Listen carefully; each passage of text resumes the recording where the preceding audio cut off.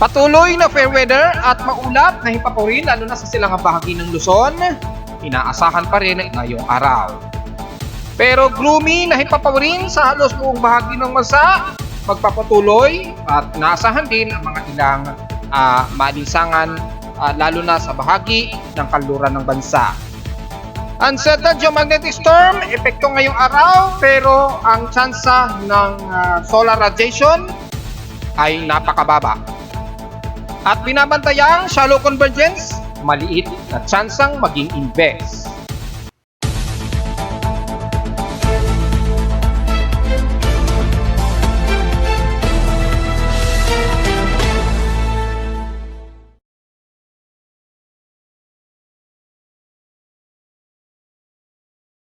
Hello, good morning mga folks. Welcome po muli sa ating Daily Weather Bulletin at Analysis para sa araw ng Biyernes, March 15, 2024. Ang oras nating boss from may maga ay alas 10:10 na ng umaga. Medyo hazy po tayo mga folks, overcast at gloomy, pero inaasahan medyo fair weather po ang ating magiging panahon ngayong halos maghapon. At dahil wala na po tayong masyadong northeasterlies at nagre-resolve uli yung easterlies sa may silangang bahagi ng bansa, na magdudulot din ng mga patuloy ng mga ilang mga partly cloudy at minsang mostly cloudy lalo na sa hapon sa iba't ibang bahagi ng bansa. Pero mananatiling tuyot at maalinsangan ang kanlurang bahagi pa rin ng bansa, lalo na sa apektadong lugar ng dry spell dyan sa may northwestern Luzon at ng bahagi ng Mimaropa at west portions ng Visayas, at magtutuloy yan lalo na sa pagpasok ng hot dry season. Sa ating current conditions, overcast po, gloomy, hazy, at mostly cloudy po. Umiiral din sa amin sa Caloocan at makikita sa ating live CCTV snapshots ay medyo gloomy nga po ang ating paligid ngayon. So, in-expect magkaroon man ng pagsikat ng araw sa Metro Manila ay madalas magiging manaka-naka lamang ito. Probably mga mamayang tanghali siguro na magkakaroon ng pagsilip ng araw, pero mas madalas ay magiging gloomy tayo, kaya asahan ang overcast na panahon. Sa lowest temperature na nitala na weather station kaninang 4:04 AM, nakapagtala kami ng lowest of 26 degrees Celsius na pinakamababang temperatura. Kahapon nakapagtala kami ng 33.9 degrees Celsius, almost stationary kahapon ito ng hapon at 2:23 PM.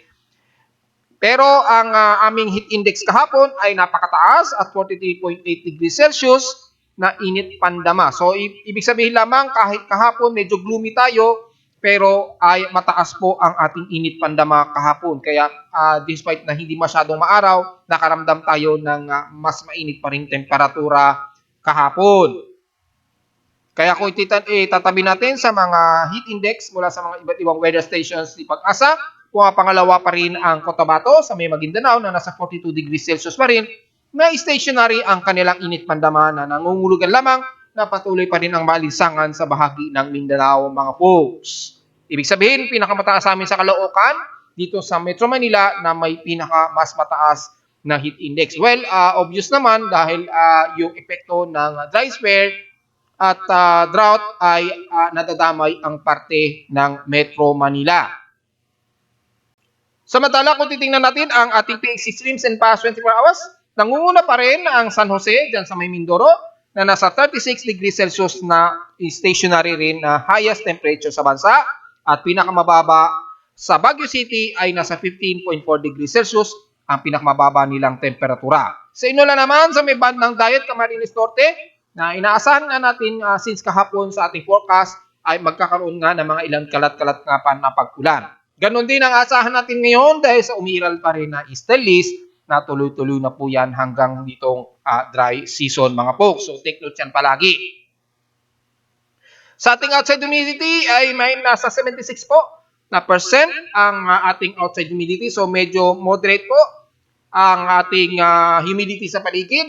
So expected na may mga malilit pa rin tsansa ng mga isolated at mga light rain showers ang madalas na iiral sa iba't ibang bahagi ng Luzon. Kung pumasok man ang chances ng forecast nito, typically mga light rain showers lamang. At tumaas ito ng 2% since last hour.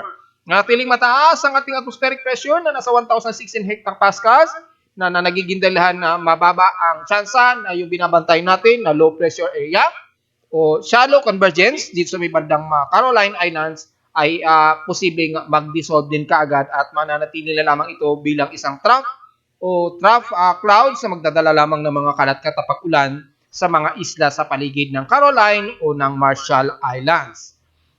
At kung titingnan naman natin yung ating high tide and low tide status, pa-high tide na po ito, may 2 hours and 53 minutes pa to maximum high tide. So, tuloy-tuloy lamang sa mga maliit na timang isda na magha-harvest yan sa pangpang lamang ng Manila Bay na gustong pumalaot. Ingat na lamang at inaasahan na medyo mahangin po ang paligid dyan.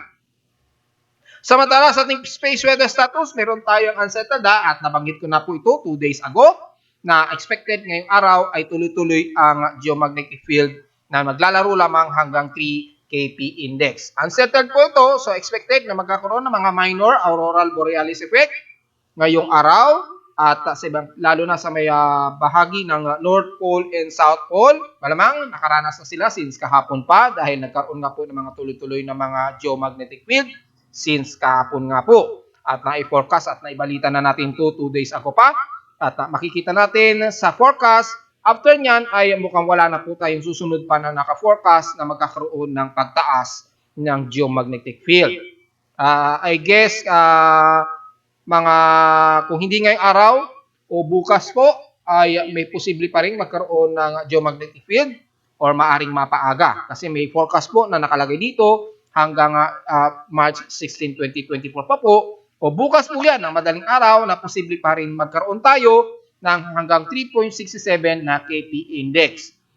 At kung titingnan naman natin dito ay wala namang masyadong ipinapakita sa NOAA sa kanilang 3-day forecast. So anytime magbabago yan kaagad. So yung regional na G1 minor na geomagnetic storm, wala masyadong significant ito or napakababa lamang.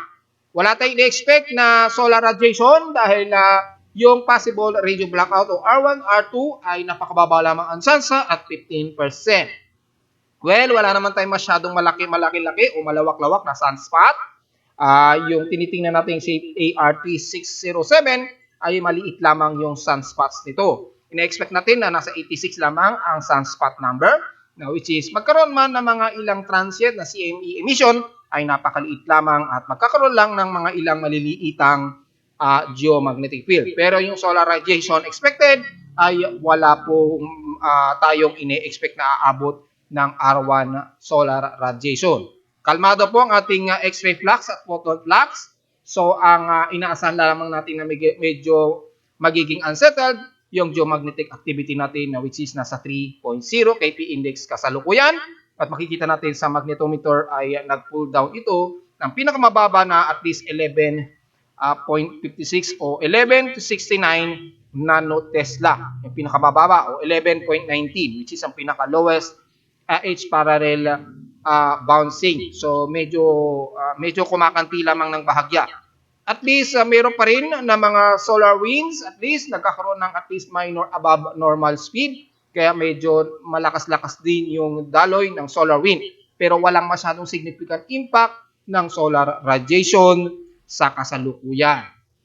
Samantala, mataas po ang ating air quality, nasa moderate po ito at 69 index. So magmas po tayo sa mga sensitibong mga baga, mga folks Nasa 20.48 micrograms per cubic meter po ang particulate matter, 2.5 nito mga folks. Kaya sa mga magbibiyahe ngayong weekend ay medyo magmas-mas po tayo mga folks. Sa almanac, sumikat ang haring araw kaninang 6:03 AM at inasang lulubog ito mamayang 6:06 PM. Ang waxing crescent ng liwanag ng buwan at nasa 27% illuminated na po ito. Sisikat ito o kasisikat lamang ngayong umaga. Ayan, nasa elevation of 7 degree pa lamang. So, kaka-moonrise pa lamang nito. Ngayong umaga at 9:46 AM at inasang lulubog ito mamayang gabi na at 11:06 PM. So, maganda pa rin ang magiging sightseeing at expected po ang close conjunction ng Pleiades o yung M46 or Seven Sisters na star. Magkakaroon ng parang planetary close conjunction. So, abang-abangan na lamang ninyo mamaya. At naipost ko na po yan sa aking Facebook page kahapon pa na magkakaroon nga po ng sightseeing. Kung magiging maaliwalas po ang kalangitan mamaya maggagabi, isubukan natin kunan po yung Pleiades at katabi ang ating kapitbahay na buwan, yung ating moon, na medyo tatabi siya ng konti sa Pleiades o Seven Sisters o M46. So, abang-abangan na lamang ninyo yan mamaya. 2 days ago pa natin, ini-report yan sa ating Facebook page. So, pwede nyo bisitahin sa aking webpage para sa pinakadetalye ng magiging coordinates kung gusto nyo malaman. Simple lang naman, magsisimula yan between 40 degree altitude. Makikita na po yan yung Pleiades at pagtatabi ng moon at ng Pleiades. So, ang starting talaga ng close approaching ng moon at M45 o Pleiades ay 1 oras na lamang. O to be exact, 11:53 o 7 a.m. po. Since daytime pa po yan sa Pilipinas, hindi pa natin makikita yan. Sa ibang bansa na madilim, makikita na po nila yan, yung close conjunction ng moon at Pleiades. So, ano bang bansa ang gabi ngayon? Kung sisilipin natin sa ating current sunlight, ang South America at bandang American region ay madilim ngayon. Ngayon, nakikita na ngayon nila yung close conjunction ng M45 at ng ating buwan ngayon. Sa Pilipinas, hindi pa dahil daytime pa po sa atin, so sila muna ang unang makakakita niyan. Mamayang gabi pa po tayo o maggagabi pa po natin makikita yung close approaching o paglalapit ng moon at ng Pleiades o Seven Sisters. So, abang-abangan nila lamang yan, bandang west side po yan. Pagkalubog ng haring araw, mga folks. Mga between 40 degree altitude, makikita na yan. Medyo padilim na yan eh. So makikita na yan, lalo na sa mga higher altitude na mga astrophotographers natin. Abang-abang na lamang sa mga gustong makuha yan. At susubukan din natin na kunan ng maliwanag yan mga folks. Pero hindi natin may papangako kasi depende po yan sa paligid namin sa Caloocan dahil nasa Central City po kami. So, mas light pollution po sa amin. Kaya hindi ako masyado nakakakuha ng magagandang kuha ng mga heavenly bodies natin. Pero susubukan natin sa abot ng ating makakaya. Samantala sa ating local weather outlook for Friday, ditong weekend hanggang bukas po ng Sabado, ay magiging partly cloudy ang ating maghapon. Tsansa ng pag-ulan nasa 90 to 94%. Bukas naman, ganoon din, magiging maulap din ang ating panahon. Pero mababa ang tsansa ng pag-ulan at 10% lamang. Highest and lowest temperature expected maglalaro sa 31 to 32 degrees Celsius. And lowest temperature expected ay nasa 26 degrees Celsius na lowest temperature forecast. Samantala sa ating weather analysis para ngayong araw, gamit ang ating high definition satellite imagery at least mula sa Himawari 8 and 9 ng Japan Meteorological Agency. Courtesy sa kanila, makikita natin na maulap po ang ating himpapawid dahil wala na po tayong northeasterlies masyado na nakikitaan sa hilagang bahagi ng Luzon at sea line. Yung ascension muli ng easterlies kaya nagdudulot po ng maulap sa paligid nito lalo na sa silangan dagat Pasipiko. Yang mainit na hangin na nagsasalubong sa medyo mababang temperatura nagdudulot po ng kaulapan dyan. So asahan po na medyo mostly cloudy po ang halos sa buong bahagi ng bansa lalo na diyan sa may bandang mula sa may bandang Bulacan, Calabarzon area, siyempre damay na ang Metro Manila, Bicol Region, Southern Luzon, Mimaropa, buong bahagi ng West portions and Central Visayas at North portions ng Mindanao area. Yung pag-flow ng kaulapan na yan dahil nga po sa yung easterlies dito nagsasalubong at medyo mababa kasi ang temperatura dito kaya medyo nagkakaroon ng pagsingaw. At makikita natin, wala naman tayong nakita na heavy rain potential pa rin. So expected na magkaroon man ng mga isolated rain showers, especially sa may bandang Bicol Region, Quezon Province, dyan sa silangan bahagi ng Northern Luzon, bandang Kasigunan, Aurora, Baler, at dyan sa may bandang Isabela, magkaroon man ng mga kalat-kalat na pag-ulan, typically light rain showers lamang, gaya ng ating mga nire-report noong isang araw. Ganon din sa parte ng Mimaropa area, magiging partly cloudy to mostly cloudy rin. So kung hindi man magiging humid, at magiging gloomy, expected na mga light rain showers lamang kung pumasok po ang isolated na naka-forecast na mababa naman at 30% chance. And the rest ng buong bahagi ng Southern Luzon, magiging maulap din, may partly cloudy rin at medyo gloomy rin. So generally, typically mga partly cloudy lamang ang mas iiral, magkaroon man ng mga light rain showers, kabilang na ang Marinduque, Romblon, kabilang na ang Masbate, at nabanggit na nga natin sa may bandang Bicol Region, Mula Iriga, Legazpi, pababa na yan ang Sorsogon. Typically, light rain showers lamang po ang iira dyan. So, wala tayong magiging problema dahil hanggat kailangan natin magkaroon ng mga pag-ulan para maibsan po ang pagbaba ng ating mga dams. Na, lalo na yung mga dam natin, napaka-critical na po ang level ng tubig dyan. Sa may bandang Visayas naman, magiging parte ito mostly cloudy rin. Medyo gloomy rin tayo dyan ha. Despite na medyo gloomy, asahan po na medyo humid. Mataas pa ang humid natin sa bahagi ng yan, lalo na sa kalurang bahagi ng Panay Island at Negros Region. So, asahan po natin na medyo mainit-init pa rin ang mararamdaman natin at mataas ang ating heat index ha. Kabilang na ang parte ng Cebu, Leyte at Eastern dyan sa may bandang Samar Region. Typically, mga parte na mostly cloudy, ang generally na iiral dyan, isolated light rain showers lang din ang nakikitaan natin at wala tayong potentially na ilang heavy rain showers ang iiral.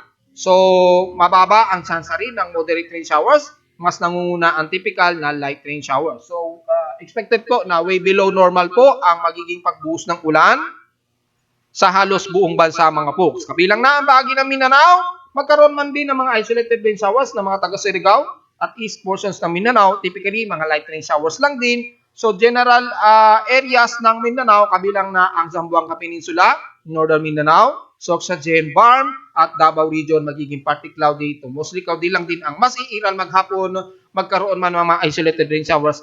Mas madalas iiral ay mga light rain showers lamang. Wala tayong nakikita na potentially na mga heavy rain showers. Medyo negative po tayo dyan. Puro light rain showers lamang ang typical na mararanasan natin sa iba't ibang panig ng bansa. So magdala na naman ng pananggalang, kundi man sa tindi sikat ng araw, kundi sa mga light rain showers na iiral. Sa ulat lindol naman ay nakapagtala tayo ng medyo mahina o moderate na paglindol na detect ng aking seismometer. Malapit lamang kasi ito sa may Metro Manila. Ito ay naganap sa bandang Quezon Province ito. Kung titingnan natin sa data feed ni PBox, naganap ang medyo pagyanig nito kaninang 1:45 AM. Base yan sa aking seismometer, sa seismograph. Ayan, mga bandang 1:45 AM po naganap yan. Nagkaroon ito ng pass of magnitude 4.2 na 1 kilometer lamang. So medyo mababaw-babaw po. Kaya medyo naramdaman ito sa bahagi ng Metro Manila. Naganap ito northeast ng Patnanugan, Quezon Province. Karagatan ito ng Patnanugan, Quezon. Naganap 1:45 AM po. At sumunod ito na nagkaroon ito ng kasunod na aftershock. The same mga bandang kasunod lang din to, bandang 1:59 AM. Ayun, nakita na natin. 7 kilometer naman yung lalim nito at magnitude 3.9. Nagkaroon siya ng aftershocks afterwards. So, although moderate ito, maging observation na lamang. Obserbahan na lang natin dahil kung sisilipin natin yung fault line, ayan, nasa pagitan ito ng bandang Philippine Plate fault pagitan. So, medyo gumagalaw yung fault line na ito. Bahagyang gumagalaw siya, kaya nagkaroon ng mga ilang pagyanig. So, take note na lamang at medyo obserbahan na lamang natin mga folks yung behavior ng mga pagyanig na ito. Samantala, yung kung titingnan naman natin yung total earthquake sa bansa, yung current na total earthquakes, kung babalikan natin, at least meron tayong assessment ng annual and monthly total earthquakes. So far, nasa total of 554 earthquakes na po tayo. So medyo konti-konti lang ang nadadagdagan. 526 dito, magnitude 2.0 pataas. 25 na rito ay magnitude 4.0 pataas. At nanatiling walang nadagdagan sa magnitude 5.0 and 6.0. Nanatiling dalawa lamang dito sa 5.0 at isa lamang sa magnitude 6.0 pataas. So, nanatiling mas aktibo pa rin ang bahagi nito ng Surigao del Sur, yung fault line dyan sa Philippine Trench. Ingat na lamang mga folks. Samantala, sa ating global assessment monitoring, yung ating binabantayan na supposed to be na mayroon tayong namataan na convergence sa may bandang Micronesia o Caroline Islands. Pero bumaba yung tsansa ng upward low convection nito ngayong araw. So, mukhang mas maliit na potential na maging isang invest ito ngayong araw. At makikita natin ay based naman sa ating global spectral model, makikita na mayroong shallow circulation nga po na namumuo dito. Extend ito by March 18 to March 20, 2024. Pero pinapakita naman dito na magkakaroon lamang siya ng konting circulation. Pero yung magiging invest niya ay mukha nga napakaliit na magkaroon ng chance na mag-develop ito. Dahil magkakaroon kasi ito ng interaction sa tumataas na high pressure area sa may bandang Eastern Visayas area. Ito yung pipigil sa redevelopment ng anumang circulation yung sa may bandang malapit sa equatorial. At dahil mababa, ay yung potential na may mamubuo na upward low convection, hihina ito at magkakaroon ng dissolvement. At hindi ito magiging further na magiging isang invest. So kung titingnan natin sa ating West Pacific Basin, significantly humina ito at naglalaro na lamang sa 20%. At sinabi ko naman yan kahapon na expected sa susunod nga na 24 oras ay hihina rin ito at bababa into 20% ang probability development niya. So kung ganyan ay mukhang wala tayong aasahan pa rin na may mabubuong anumang sama ng panahon sa labas ng ating bansa. Hopefully ay wag na pong magtuloy-tuloy yan. And since sa mga computer models ay medyo trough na lamang ang ipinapakita ritong sirkulasyon na may malalapit sa may bandang south of Guam. So typically magiging maulap lamang ito na magdadala ng mga ilang kalat-kalat na mga pag-ulan sa area nito ng Carolina Islands. At wala naman tayong nakikita na further development na magiging isang active low pressure ito base sa kasalukuyang pinapakitang extended forecast ng mga computer models maging ng ating global spectral model na ginagamit. Sa ating global temperature update, nag-update na po yung Climatological Agency ng Japan. Makikita po ay for the month of February 2024 ay nasa 0.66 degrees Celsius po ang pinakamataas na temperatura sa buong February sa nakalipas na 4 na dekada. Halos. So makikita natin na natili ring mataas na kapareho sa may records ng iba't ibang climate agencies ng ibang bansa gaya ng US at NOAA. Sa may bandang Asia naman, which is pinamumunuan ng Japan Meteorological Agency, JAXA, iba't iba pang agencies na nagmamonitor sa climate natin. Sa Asia, makikita po ang global temperature ay nasa 0.66 degrees pa rin. Natiling pinakamataas pa rin ito sa nakalipas na 4 na dekada. So tingnan na naman ninyo yung update nito sa aking webpage, sa aking global climate temperature. At makikita naman ninyo yung significance na hindi talaga maganda ang pinapakitang tuloy-tuloy na pagtaas ng temperatura. So maging babala na po sana ito. Huwag na nating patagalin pa ang paglala at pagtaas ng ating temperatura sa buong mundo. At narito naman ating 3-day 20 weather forecast para sa araw ng weekend, March 15, 2024.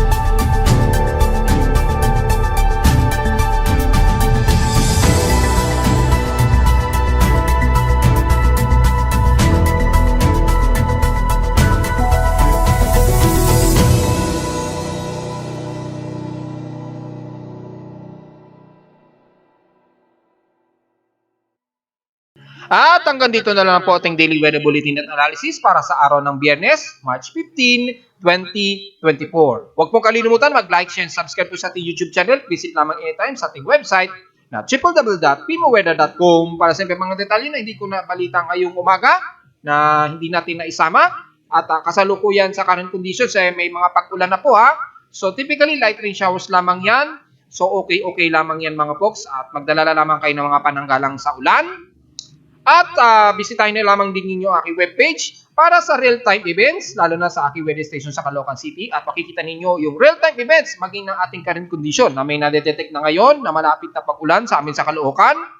At yung ating space weather status. Tingnan na lamang ninyo dyan at maging sa mga data feeds mula sa iba't ibang mga weather agencies. Maraming salamat po mga folks and happy weekend po sa ating lahat.